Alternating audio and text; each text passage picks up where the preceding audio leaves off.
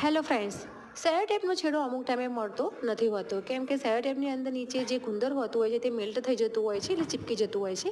તો આને ફક્ત ને ફક્ત અડધી મિનિટ માટે તમારે આ ફ્રીઝરમાં મૂકી દેવાનું છે. ફક્ત ને ફક્ત અડધી મિનિટ મૂકીશો ને તો તેનો છેડો તરત જ તમને મળી જશે. જો અહીં અડધી મિનિટ પછી હું તમને બતાવું છું. તો અહીં સેલો ટેપ મેં લઈ લીધી છે અને ઇઝીથી સેલો ટેપનો છેડો તરત જ અલગ જ દેખાશે.